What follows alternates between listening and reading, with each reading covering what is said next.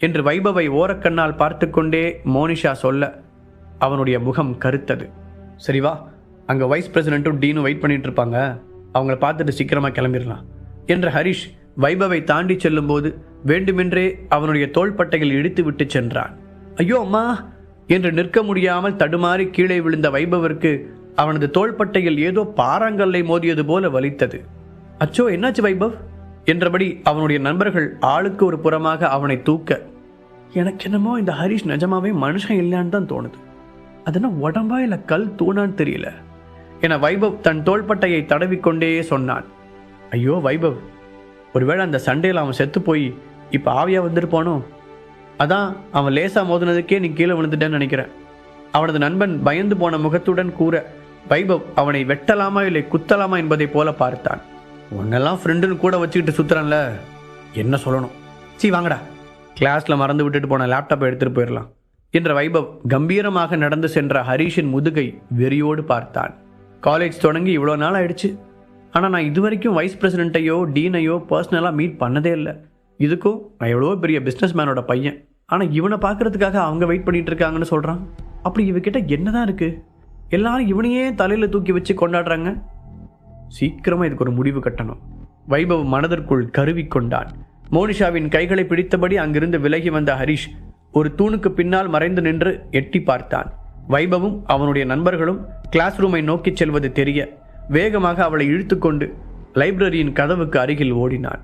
முதலில் மோனிஷாவை திருப்பி அனுப்பிவிடலாம் என்று நினைத்தவன் வைபவும் அவனுடைய ஃப்ரெண்ட்ஸும் வந்து பிரச்சனை பண்ணியதில் அவளை தனியே விட மனசில்லாமல் கையோடு அழைத்து கொண்டு வந்து விட்டான்.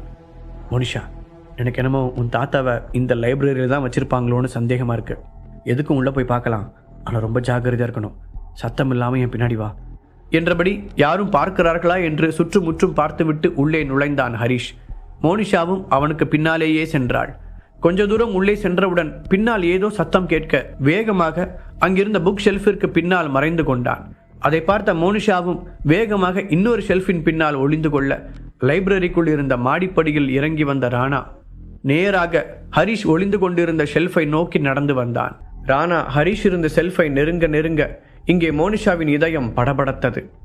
ஹரிஷோ சத்தமாக மூச்சு கூட விடாமல் ஒரு கற்சிலையை போல நின்றான். இப்போது ராணாவிடம் மாட்டிக்கொண்டால் தேவையில்லாத கேள்விகளுக்கு பதில் சொல்ல வேண்டி வரும் என அவன் யோசித்தான். அதற்குள் அந்த ஷெல்ஃபிடம் வந்திருந்த ராணா நிதானமாகவே ஏதோ ஒரு புத்தகத்தை தேட ஆரம்பித்தான். ஒரு புக்கை தேடுறதுக்கு எவ்வளோ நேரமா? அப்படி என்ன தேடுறான்? இல்லை நாம மறைஞ்சு நிற்கிறத கண்டுபிடிச்சிட்டு வேணும்னே பண்ணிட்டு இருக்கானா? ஹரிஷுக்குள் பல்வேறு சந்தேகங்கள் எழ ஆரம்பித்தது. இருந்தாலும் தன்னை கட்டுப்படுத்தி கொண்டு அமைதியாக நின்றான். ரொம்ப நேரமாக தேடிய ராணா கடைசியில் முன்னால் இருந்த ஒரு புக்கை எடுத்துக்கொண்டு அங்கிருந்த டேபிளின் மீது உட்கார்ந்தான். அடச்ச, என்ன இங்கே செட்டில் ஆயிட்டான், இப்போ எப்படி வெளியே வர்றது? டென்ஷனான ஹரிஷ் நகத்தை கடிக்க ஆரம்பித்தான். நேரம் நகர ராணா அங்கிருந்து கிளம்பும் அடையாளம் தெரியவில்லை. பொறுமை இழந்த ஹரிஷ் அதற்கு மேல் தாக்கு பிடிக்க முடியாது என்று அங்கிருந்து வெளியே வர காலை எடுத்து வைக்க வந்தான். அதற்குள் சார் என்று ஒரு சத்தம் கேட்க அப்படியே அசையாமல் நின்றான். அதற்குள் ராணாவிடம் வந்த லைப்ரரியின் security guard, sir library close பண்ணுற டைம் ஆயிடுச்சு என்று பணிவாக சொல்லி கொண்டிருந்தான். ஓ சாரி, நான் படிக்கிற இன்ட்ரெஸ்டில் டைம் பார்க்காம விட்டுட்டேன். ஆமாம், நான் வரும்போது நீங்கள் இங்கே இல்லையே என ராணா கேட்க, அது டீ குடிக்க போயிருந்தேன் சார், இன்னைக்கு காலேஜ் லீவு தானே, அதனால் யாரும் வரமாட்டாங்கன்னு நினச்சேன். இப்போ க்ளோஸ் பண்ணலான்னு வரும்போது தான் நீங்கள் உட்கார்ந்து இருக்கிறத பார்த்தேன், சாரி சார் என்றான் அந்த செக்யூரிட்டி கார்டு.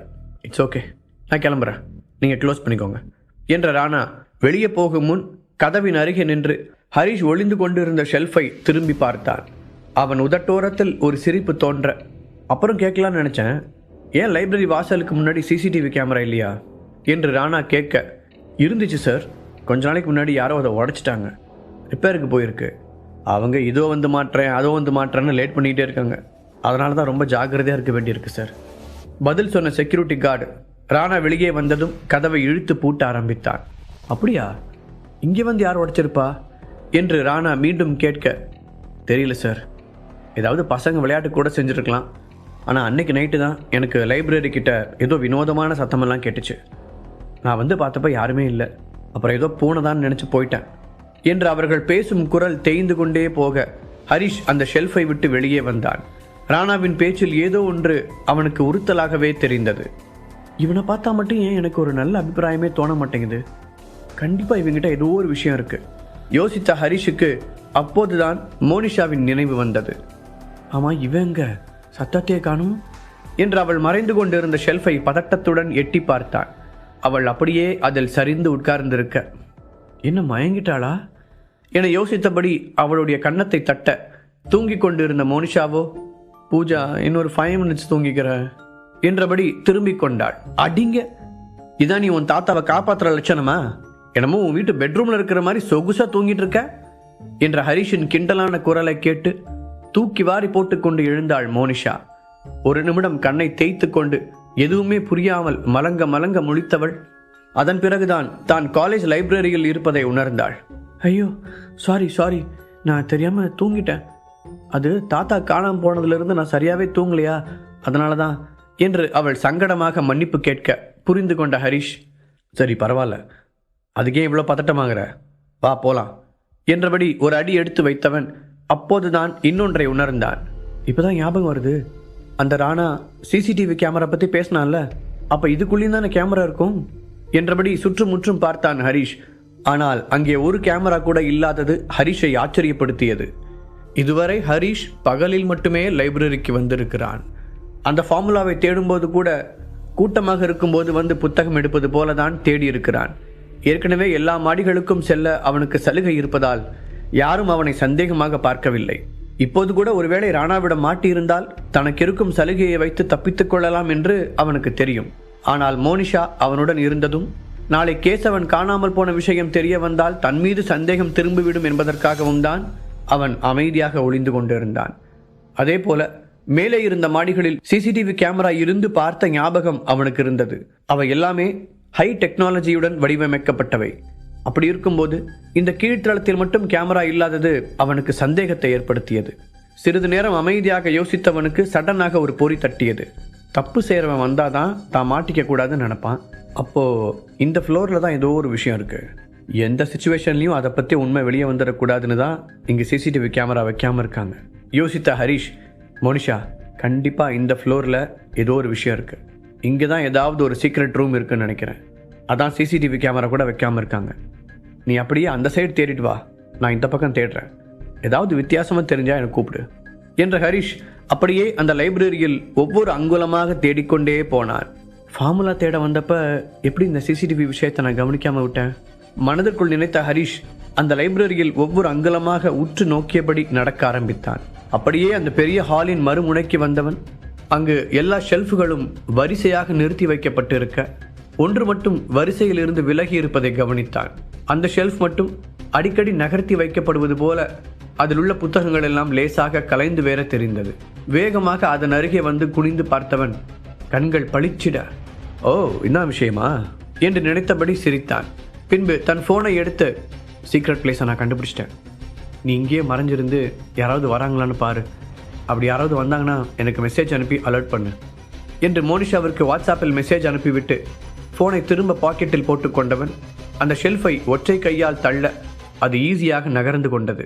அதன் அடிப்பகுதியில் கண்ணுக்கே தெரியாத குட்டி வீல்கள் பொருத்தப்பட்டு இருக்க, ஏன் டெக்னிக்கு எனக்கேவா என்று சிரித்து கொண்டவன் அதற்கு அடியில் இருந்த தரையை தட்டி பார்த்தான். பதிக்கப்பட்டிருந்த எல்லா டைல்ஸ்களும் ஒரே போல இருக்க ஒன்றை தட்டும்போது மட்டும் வித்தியாசமாக சத்தம் வந்தது. அந்த டைல்ஸின் மேலே கை வைத்து துளாவியவன் ஒரு சின்ன ஹோல் தெரிய அதற்குள் விரலை விட்டு தூக்கினான். அந்த டைல்ஸ் தனியாக வந்துவிட அந்த இடத்தில் ஒரு ஆள் உள்ளே நுழையும் அளவிற்கு கேப் உருவானது. உள்ளே எட்டி பார்க்க ஏணிப்படிகள் இறங்குவது தெரிய எச்சரிக்கையுடன் அதற்குள் இறங்கிய ஹரிஷ் கையை மட்டும் வெளியே விட்டு அந்த டைல்ஸை இழுத்து மறுபடியும் பழையபடியே வைத்தான். அதன் பிறகு சத்தமில்லாமல் உள்ளே இறங்கி செல்ல அங்கே அவன் எதிர்பார்த்தது போல எந்த அடியாட்களும் இல்லை. இந்த இடத்த யாருமே கண்டுபிடிக்க முடியாதுன்னு ரொம்ப கான்ஃபிடெண்ட்டாக இருப்பாங்க போல. பரவாயில்ல, அதுவும் நல்லதுக்கு தான். பெரிய ஃபைட்லாம் போட்டு தான் காப்பாற்றணுமோன்னு நினச்சேன், ஜஸ்ட் மிஸ் நினைத்து கொண்டவன் அந்த அண்டர் கிரவுண்டை கண்களால் சுற்றி பார்த்தான். அவ்வளோ பெரிய பில்டிங்கை தாங்கி பிடிப்பதற்காக அங்கு நிறைய தூண்கள் கட்டப்பட்டு இருக்க அதில் ஒரு பெரிய தூணின் பக்கத்தில் யாரோ ஒருவர் கெட்டியான இரும்பு சங்கிலியால் பிணைக்கப்பட்டு இருந்தது தெரிந்தது. கேசவன் சார், நீங்க தானா கேட்டுக்கொண்டே அவன் தூணின் அருகில் போக அந்த உருவம் மெதுவாக நிமிர்ந்து பார்த்தது. யாரது என்று திணறலுடன் அந்த உருவம் கேட்க, பயப்படாதீங்க, நான் உங்களை காப்பாற்ற தான் வந்திருக்கேன் என்று சொன்னபடி அவரின் அருகில் ஓடினான் ஹரிஷ். அவன் முதல் முறை அவரை பார்த்தது போல இல்லாமல் இப்போது பார்க்கவே ரொம்ப பரிதாபமாக இருந்தார். முகம், உடம்பு என எல்லா பகுதிகளிலும் இரத்த காயங்கள் இருக்க அதெல்லாம் காய்ந்து போய் வடுக்களாக தெரிந்தது. 2 வாரங்களுக்கு மேல் அவர் அங்கு அடைத்து வைக்கப்பட்டு இருப்பதால் உடையெல்லாம் கிழிந்து தலைமுடியெல்லாம் கலைந்து அலங்கோலமாக இருந்தார். அந்த நிலையிலும் கண்களில் கூர்மையுடன் அவனை பார்த்து கேட்டார், என் பேர் ஹரிஷ், உங்க பேத்தி மோனிஷாவோட ஃப்ரெண்டு, இந்த காலேஜில் தான் படிக்கிறேன். ஹரிஷ் வேகமாக சொல்ல, அடிபட்டு கிடந்த நிலைமையில் அவருக்கு சட்டென்று ஹரிஷின் பெயர் ஞாபகத்திற்கு வரவில்லை. என்கிட்ட இருந்து உண்மையை வரவழைக்கிறது என்ன புது டெக்னிக்கா? இதுக்கு பின்னாடி டாப் 10 ஆர்கனைசேஷன் இருக்குன்னு எனக்கு தெரியும். என்ன நடந்தாலும் மிரியட்ஸ் பற்றின எந்த சீக்ரெட்டையும் நான் சொல்ல மாட்டேன். ஸோ முடிஞ்ச அளவுக்கு சீக்கிரமாக எனக்கு கொன்றுங்க என்று கேசவன் கோபமாக கூறினார். அந்த நிலைமையிலும் அவருடைய மன உறுதியை பார்த்து ஹரிஷுக்கு வியப்பாக இருந்தது. அப்படின்னா நீங்கள் சாகிறதுக்கு பயப்படலையா? ஹரிஷ் நம்ப முடியாமல் கேட்க, நாம் எல்லாருமே இந்த உலகத்தில் வாழ பிறந்திருக்கோம். அது மட்டும்தான் நம்ம கட்டுப்பாட்டில் இருக்குது. மற்றபடி பிறப்பு இறப்புன்னு 2மே நம்ம கண்ட்ரோலில் இல்லை. அப்புறம் எதுக்கு அதை பார்த்து பயப்படணும் என சொல்லிவிட்டு சத்தமாக சிரித்தவர், வா வந்து சீக்கிரமாக என்னை கொல்லு. நான் போய் ஏற்கனவே இறந்து போன என் நண்பர்களோட ஜோதியில் ஐக்கியமாயிடுறேன். அவங்க எனக்காக காத்துக்கிட்டு இருக்காங்க என்றார். ஆனால் ஹரிஷ் எதுவும் செய்யாமல் அமைதியாக அவரை பார்த்து கொண்டு இருக்க, ஏன் என்னை கொல்லாமல் வேடிக்கை பார்த்துட்டு இருக்க? என்கிட்ட இருந்து கன்சாலிடேஷன் ஃபார்முலா வாங்கலான்னு நினைக்கிறியா? அப்படி ஏதாவது ஐடியா இருந்தா அதை இப்பவே குழி தோண்டி புதைச்சிரு. ஏன்னா நிஜமாவே அது என்கிட்ட இல்லை என்று கிண்டலாக பேசினார் கேசவன். சார், நான் முதல்ல சொன்னதை நீங்கள் கவனிக்கலையா? நான் உங்களை காப்பாற்ற தான் வந்திருக்கேன். ஹரிஷ் அழுத்தமாக கூற, இதை என்ன நம்ப சொல்றியா? உன்னோட வயசு, என் அனுபவம், டாப் 10 ஆர்கனைசேஷன் என்னெல்லாம் பண்ணுவாங்கன்னு எனக்கு நல்லாவே தெரியும். அவங்க எதுக்காக ஒன்று அனுப்பியிருக்காங்கன்னு என்னால் புரிஞ்சுக்க முடியுது. ஏன்னா அவர் மீண்டும் நம்பாமல் பேச, உங்கள் பேத்தி மோனிஷா என் கூட தான் வந்திருக்கான்னு சொன்னால் நீங்கள் நம்புவீங்களா என்று சிரித்து கொண்டே கேட்டான் ஹரிஷ். ஒரு நிமிடம் அந்த இடமே அமைதியில் மூழ்க திடீரென கோபத்துடன் நிமிர்ந்த கேசவன், நீ என்ன சொல்ற? என் பேத்தி என்ன பண்ண? அவ தலையில் இருக்கிற ஒரு முடியத்தோட நினைச்சா கூட நான் சும்மா இருக்க மாட்டேன் என்று அந்த நிலையிலும் ஒரு சிறுத்தை போல சீறினார். இல்லை சார், நீங்கள் தப்பாக புரிஞ்சுக்கிட்டீங்க என ஹரிஷ் ஏதோ சொல்ல வர, என் பேத்தியோட பேரை சொல்லி என்னை பிளாக்மெயில் பண்ணணும்னு நினைக்காத.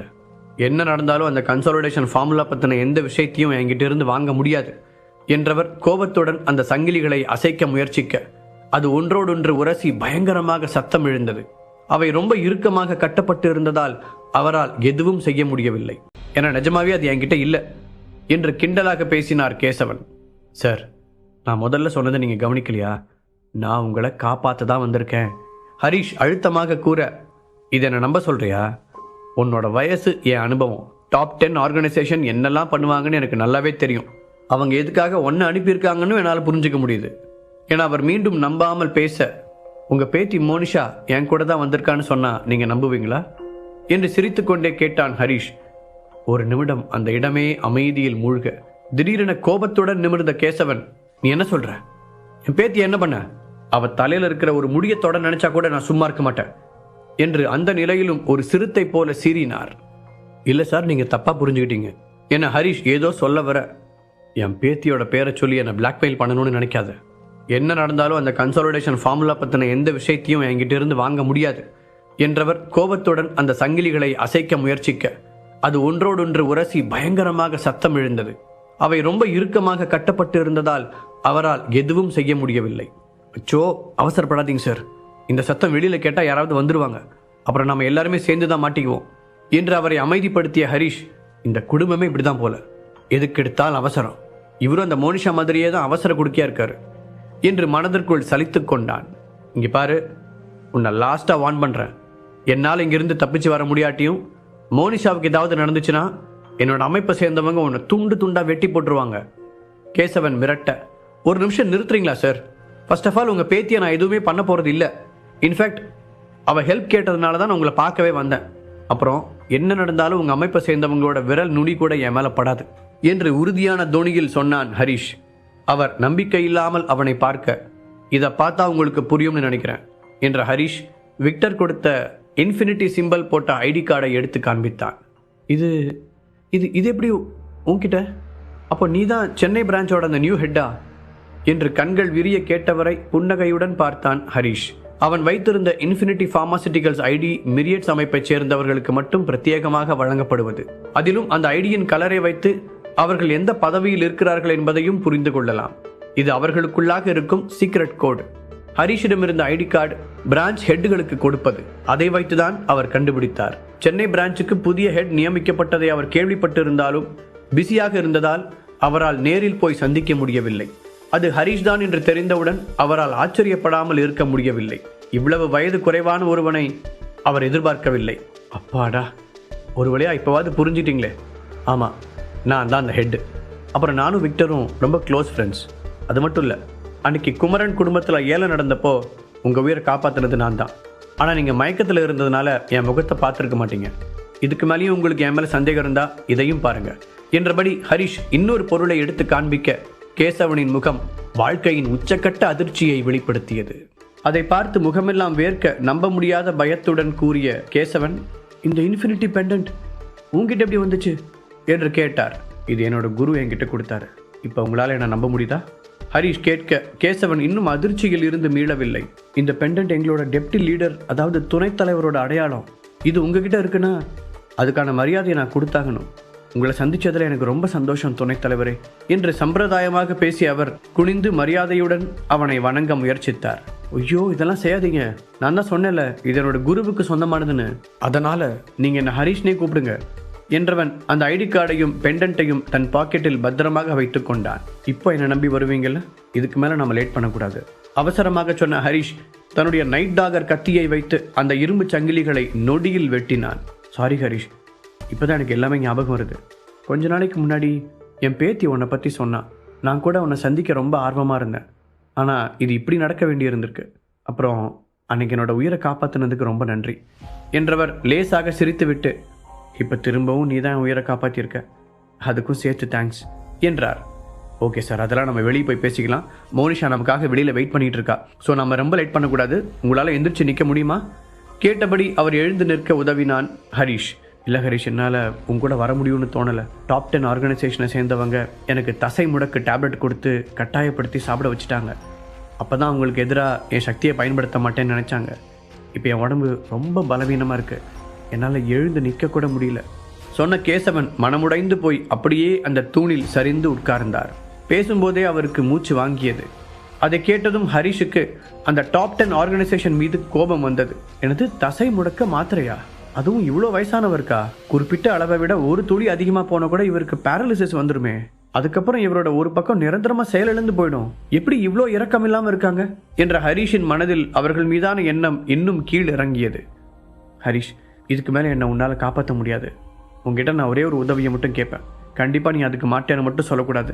கேசவன் கெஞ்சுவதை போல கேட்க, நீங்கள் என்ன கேட்க போறீங்கன்னு எனக்கு தெரியும் சார், ஆனால் அதுக்கு அவசியம் இல்லை. அப்புறம் உங்களுக்காக உங்கள் பேத்தியெல்லாம் என்னால் பார்த்துக்க முடியாது. இந்த கொஞ்ச நாள் அவளை சமாளிக்கவே எனக்கு போதுன்னு இருக்கு பதில் சொன்ன ஹரிஷ் தன் பாக்கெட்டில் இருந்து ஒரு டேப்லெட் டப்பாவை எடுத்தான். அதில் சிவப்பு கலரில் இருந்த ஒரு மாத்திரையை தனியாக பிரித்தவன், இந்த டேப்லெட்டை சாப்பிடுங்க சார். இது உங்கள் உடம்புல இருக்கிற அந்த தசை முடுக்கு டேப்லெட்டோட நெகட்டிவ் எஃபெக்டை அழிச்சிரும். உங்களோட சக்தியும் வலிமையும் திரும்ப கிடைச்சிரும்.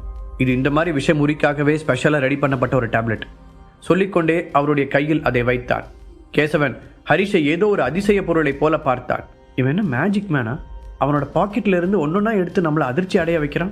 இவங்கிட்ட இல்லாத விஷயமே இருக்காது போலையே என நினைத்தவர், தம்பி ஓ நல்ல எண்ணம் எனக்கு புரியுது. ஆனால் இந்த தசை முடுக்க மாத்திரையை உருவாக்குனது சென்ட்ரல் ஹீலிங் அகாடமியை சேர்ந்த ஒரு இன்டெலிஜென்ட்டான ப்ரொஃபஸர். அவரோட கலவை எப்போவுமே ரொம்ப சக்தி வாய்ந்ததாக இருக்கும். அதை யாராலையும் முறியடிக்க முடியாது என்று ஒரு பெரும் மூச்சுடன் கூறினார். என்னை நம்புங்க சார், கண்டிப்பாக அது வேலை செய்யும். ஹரிஷ் சிரித்துக்கொண்டே நம்பிக்கையுடன் சொல்ல அவனை ஒரு முறை ஆழமாக பார்த்தவர், சரி இதுக்கு மேலே மோசமாக போகிறதுக்கு என் உடம்புல எதுவுமே இல்லை, உனக்காக இதை சாப்பிட்றேன். ஆனால் நான் சொன்ன மாதிரி கண்டிப்பாக இது வேலை செய்யாது. அதனால் உன்னை யாராவது கண்டுபிடிக்கிறதுக்கு முன்னாடி நீ இங்கிருந்து வெளியே போயிடணும், ஓகேவா என்றவர் அந்த மாத்திரை விழுங்குவதற்கு முன்னால் கண்களை மூடி எதையோ நினைத்து கொண்டார். பின்பு ஒரே வினாடியில் அதை வாயில் போட்டு விழுங்கினார். சார், உங்களை காப்பாற்றுறதுக்காக நான் நிறைய சிரமங்களை சந்தித்தேன். யார் யார் கூடவோ சண்டெல்லாம் வேற போட்டேன். ஒரு வழியாக இவ்வளோ தூரம் வந்துட்டேன். கண்டிப்பாக வெறும் கையோடு திரும்பி போக மாட்டேன். சப்போஸ் அப்படி நடந்தால் உங்கள் பேத்தியே என்னை சும்மா விட மாட்டா.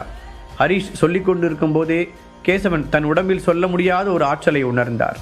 அவருடைய உடம்பில் எலும்புகள் அசையும் சத்தம் வெளியில் கேட்டது. அதை கேட்டு புருவத்தை சுழித்த ஹரிஷ், இந்த வயசுலேயும் ரொம்ப பலசாலியாக தான் இருப்பார் போல. இல்லாட்டி எலும்புகளோட சத்தம் இந்த அளவுக்கு கேட்காது. அதனால தான் இவருக்கு தசை முடுக்கு மாத்திரையை கொடுத்துருக்காங்க. இல்லாட்டி இந்த இரும்பு சங்கிலிகளால் இவரை பிடிச்சு வச்சிருக்க முடியாது. அதெல்லாம் இப்போவோ நொறுங்கி போயிருக்கும் என்று மனதிற்குள் நினைத்து கொண்டான். சில நிமிடங்களுக்கு பிறகு கண்களை திறந்த கேசவன் இளைஞனின் உற்சாகத்தோடு தரையில் இருந்து துள்ளி குதித்து எழுந்தார். மிரியட்ஸின் சக்தி வாய்ந்த மனிதர்களில் ஒருவர் மீண்டும் அவருடைய பலத்திற்கு திரும்பியது போல இருந்தது. உனக்கு எப்படி நன்றி சொல்லுதுனே தெரியல. என் உயிரை ஒரு தடவை இல்லை 2 தடவை நீ காப்பாத்திருக்க. என் வாழ்நாள் முழுக்க நிச்சயமா இதை நான் மறக்க மாட்டேன். இனிமேல் உனக்கு எப்போ எந்த உதவி தேவைனாலும் தயங்காம நான் செய்வேன் என்று கேசவன் ஹரிஷை அன்போடு அணைத்து கொண்டார். அதெல்லாம் பரவாயில்ல சார், இதுக்கு மேலேயும் லேட் பண்ணால் கண்டிப்பாக விடிஞ்சிரும், நாம போகலாம் ஹரிஷ் சொல்ல சந்தோஷமாக சிரித்த கேசவன், ஆமாம் என் பேத்தி வேற அங்கே வெயிட் பண்ணிட்டு இருப்பா என்று கூறியபடி அவன் பின்னால் ஏணியில் ஏறினார். அந்த ஷெல்ஃபுக்கு பக்கத்தில் கன்னத்தில் கை வைத்து கவலையோடு உட்கார்ந்திருந்த மோனிஷா திடீரென்று தரையில் இருந்த டைல்ஸ் நகரவும் அதிர்ச்சியோடு பார்த்தாள். அதிலிருந்து முதலில் ஹரிஷின் தலை வெளியே வர நெஞ்சில் கை வைத்து பெரு மூச்சு விட்டவள் பின்னாலேயே அவளுடைய தாத்தாவும் வருவதை பார்த்து உற்சாகத்தோடு எழுந்து அவரிடம் ஓடினாள். தாத்தா, நான் இனிமேல் உங்களை பார்க்கவே முடியாதுன்னு பயந்துட்டேன். கண்களில் கண்ணீர் வழிய சொன்னவள் அவரை இறுக்கமாக கட்டிப்பிடித்தாள். எதுக்கு குட்டிமா அழுகிற? அதான் தாத்தா வந்துட்டேன்ல, இனி எந்த பிரச்சனையும் இல்லை. அவளுடைய கண்ணீரை துடைத்தபடி சொன்னவர் பேத்தியின் தலையை ஆதரவாக தடவி கொடுத்தார். ஃபைனலாக நீங்கள் 2 பேரும் ஒன்று சேர்ந்ததில் எனக்கு ரொம்ப சந்தோஷம். இந்த அழகான தருணத்தை கெடுக்கிறதுக்கு எனக்கு மனசில் தான். பட் நாம் இன்னும் ஹீலிங் ஆர்ட்ஸ் காலேஜில் தான் இருக்கோம். லைப்ரரியோட செக்யூரிட்டி கார்ட்ஸ் நம்மளை பார்த்துட்டாங்கன்னா மாட்டிக்குவோம். அதனால் ஹரிஷ் அங்கிருந்த ஷெல்ஃபில் சாய்ந்தபடி சொல்ல, ஹரிஷ் சொல்கிறதும் சரிதான் மோனி, நாம் உடனே இங்கிருந்து கிளம்பலாம் சொன்ன கேசவன் மோனிஷாவின் கையை பிடித்தார். அவர்கள் 3 பேரும் வெளியே செல்ல முயற்சிக்க அப்போதுதான் லைப்ரரியின் கதவு பூட்டப்பட்டிருப்பது ஹரிஷிற்கு ஞாபகம் வந்தது. இதை மறந்துட்டேன் பாருங்க, முன்கதவு வழியாக நம்ம போக முடியாது. இருங்க ஒரு நிமிஷம் வரேன், கண்டிப்பாக இங்கே ஒரு எமர்ஜென்சி எக்ஸிட் இருக்கும் சொல்லியபடி லைப்ரரியை சுற்றி கண்களை ஓட்டியவன் ஒரு ஜன்னல் மட்டும் வித்தியாசமாக இருக்க அதுதான் எமர்ஜென்சி எக்ஸிட் என்பதை புரிந்து கொண்டான். வாங்க போலாம் என்று சொல்லியபடி அந்த ஜன்னல் பக்கத்தில் சென்றவன் அதன் கதவை பிடித்து இழுக்க ரொம்ப இறுக்கமாக இருந்த அந்த கதவு ஒரு வழியாக திறந்தது. கவனமா இருங்க, எந்த பில்டிங் கிட்டையும் போயிடாதீங்க, அங்கெல்லாம் சிசிடிவி கேமரா இருக்கும், இந்த இருட்டிலேயே மறைஞ்சு ஓடுங்க என்று சொல்லியபடி அவர்கள் இருவரையும் வெளியே அனுப்பிவிட்டு தானும் குதித்தான். அவன் சொன்னது போலவே செய்தவர்கள் நிற்காமல் ஓடத் தொடங்கினார்கள். காலேஜை விட்டு கொஞ்ச தூரம் வெளியே வந்த பிறகு திரும்பி பார்த்தவர்கள் தங்களை யாரும் துரத்தாததைக் கண்டு நிம்மதி பெருமூச்சு விட்டார்கள். இப்போதைக்கு நாம் பாதுகாப்பாக தான் இருக்கோம், ஆனால் இன்னொரு தடவை இந்த மாதிரி மாட்டிக்காதீங்க கேசவன் சார். ரொம்ப பாதுகாப்பான இடத்துல மறைஞ்சிக்கோங்க. டாப் 10 ஆர்கனைசேஷன் சேர்ந்த யாரும் உங்களை கண்டுபிடிச்சிடக்கூடாது, அதில் ரொம்ப கவனமாக இருங்க என தாழ்ந்த குரலில் அவரை எச்சரித்தான் ஹரிஷ். நிச்சயமா ஹரிஷ், இன்னொரு தடவை அவங்க கிட்ட நான் மாட்டினா அதே இடத்துல என்னை கொன்றுவாங்கன்னு எனக்கு நல்லா தெரியும். தலையாட்டிய கேசவன், நீயும் ரொம்ப ஜாக்கிரதையாக இருக்கணும் ஹரிஷ், என்னை காப்பாற்றினது நீதான்னு தெரிஞ்சா அவங்க சும்மா விட மாட்டாங்க என்று கவலையுடன் கூறினார். அதெல்லாம் நான் பார்த்துக்கிறேன் சார், நீங்கள் கவலைப்படாதீங்க சொன்ன ஹரிஷ் மோனிஷாவை பார்த்து, மோனிஷா, நான் உனக்கு கொடுத்த வாக்கை காப்பாற்றிட்டேன், உன் தாத்தாவை உங்ககிட்ட ஒப்படைச்சிட்டேன், இனி அவரை பாதுகாப்பாக பார்த்துக்க வேண்டியது உன்னோட பொறுப்பு என்றான். ரொம்ப தேங்க்ஸ் ஹரிஷ், அது தவிர வேற என்ன சொல்றதுன்னு எனக்கு தெரியவே இல்லை மோனிஷா நன்றியுடன் சொல்ல. இப்படியே மாற்றி மாற்றி தேங்க்ஸ் சொல்லிட்டு இருந்தா உன் தாத்தாவை அங்கே காணுன்னு கண்டுபிடிச்சு நம்மளை தேடி வந்துடுவாங்க. இதுக்கு மேலே என்னோட ஹெல்ப் உங்களுக்கு தேவைப்படாதுன்னு நினைக்கிறேன், பார்த்து பத்திரமா போங்க என்றான் ஹரிஷ். இப்போதைக்கு ஒரு கடமையைத்தான் முடித்திருக்கிறான், இன்னும் அக்ஷராவை காப்பாற்ற வேண்டிய பொறுப்பு இருக்கிறது. ஆனால் அங்கிருந்து கிளம்ப நினைத்தான். அவன் ஏதோ அவசரத்தில் இருப்பதை புரிந்து கொண்ட கேசவன், இனி ஒன்றும் பிரச்சனை இல்லை ஹரிஷ், உனக்கு வேற ஏதோ முக்கியமான வேலை இருக்குன்னு எனக்கு புரியுது, நீ கிளம்பு, நாங்கள் பார்த்துக்கிறோம் கேசவன் தைரியமாக சொல்ல ஹரிஷும் அவருக்கு நன்றி கூறிவிட்டு அங்கிருந்து கிளம்பினான். அந்த வழியாக வந்த பஸ்ஸை நிறுத்தி ஏறிய ஹரிஷ் அது பாதி வழியை கடந்திருந்த போது திடீரென தன் தலையில் அடித்து கொண்டான். ச்சே, நான் ஒரு பைத்தியம். கேசவன் சார் கிட்ட அந்த கன்சோலிடேஷன் ஃபார்முலாவை பற்றி கேட்க மறந்துட்டேன். லைப்ரரியோட அண்டர் கிரவுண்டில் இருந்தப்போ அவர் பேசினதை வச்சு பார்க்கும்போது அவருக்கு அதை பற்றின ஏதோ ஒரு உண்மை தெரிஞ்சிருக்கு. அதை பற்றி மறக்காமல் கேட்டிருந்தா அதோட ரகசியத்தை எப்படியாவது தெரிஞ்சிட்டு இருந்திருக்கலாம். அது நமக்கு ரொம்ப ஹெல்ப்ஃபுல்லாக இருந்திருக்கும். மனதிற்குள் புலம்பியவன் அவன் வந்த பஸ் ஸ்டாண்டிற்குள் நுழையவும் அதிலிருந்து இறங்கினான். அப்போது சரியாக அவருடைய போன் அடிக்க அதில் விக்டரின் பெயர் வந்தது. திடீரென விக்டர் அழைக்கவும் ஹரிஷ் குழப்பத்துடன் போனை பார்த்தான். இந்த நேரத்தில் விக்டர் எதுக்கு கால் பண்றான்? ஒருவேளை கேசவன் சாரை நம்ம காப்பாத்தினது அவனுக்கு தெரிஞ்சிருக்குமோ, அதுக்கு தேங்க்ஸ் சொல்றதுக்கு தான் கூப்பிடறான்னு நினைக்கிறேன் நினைத்த ஹரிஷ் போனை அட்டன் செய்து காதில் வைத்தான். சொல்லு விக்டர், இந்த நேரத்தில் கூப்பிட்டுருக்க, எதுவும் முக்கியமான விஷயமா? ஹரிஷ் கேட்க மறுமுனையில் விக்டரின் குரல் பதட்டத்துடன் ஒலித்தது. ஹரிஷ், இங்கே ஒரு பெரிய அசம்பாவிதம் நடந்திருக்கு, உங்ககிட்ட ஏதாவது ஆளுங்க இருந்தால் உடனே அனுப்பி வை, ரொம்ப எமர்ஜென்சி என விக்டர் சொல்ல, விக்டர் ப்ளீஸ் கொஞ்சம் பொறுமையாரு, நிதானமாக என்ன நடந்துச்சுன்னு சொல்லு, அப்போதான் என்ன பண்ணுறதுன்னு எனக்கு ஒரு ஐடியா கிடைக்கும் என்றான். 2 நாளைக்கு முன்னாடி நம்ம அமைப்போட சுப்ரீம் கமாண்டர், அதாவது நம்ம எல்லாருக்குமான தலைவர் சென்னைக்கு வர்றதுக்காக தனியாக கிளம்புனாரு. நாங்களும் கூட வரலாம்னு எவ்வளவோ ட்ரை பண்ணோம். பட் சில காரணங்களால் அவர் தனியாக தான் போவேன் பிடிவாதமாக கிளம்புனாரு. திடீர்னு நேற்று அவர்கிட்ட இருந்து 2-3 தடவை ஆபத்துக்கான எமர்ஜென்சி சிக்னல் கிடச்சிது. அந்த சிக்னல் காட்டின லொக்கேஷனை கண்டுபிடிச்சு பக்கத்தில் இருக்கிற நம்ம ஆளுங்களை அந்த இடத்துக்கு போய் பார்க்க சொன்னோம். ஆனால் அங்கே சண்டை நடந்ததுக்கான எந்த அடையாளமும் இல்லை. எங்கள் எல்லாருக்கும் ஒரே குழப்பமாக இருக்குது. இந்த பிரச்சனை எவ்வளோ சீரியஸ்னு உனக்கு புரியுதுல்ல? முழு கதையையும் கேட்டு மகிழ பாக்கெட் FM ஆப்பை டவுன்லோட் செய்யுங்கள். லிங்க் டிஸ்கிரிப்ஷனில் கொடுக்கப்பட்டுள்ளது.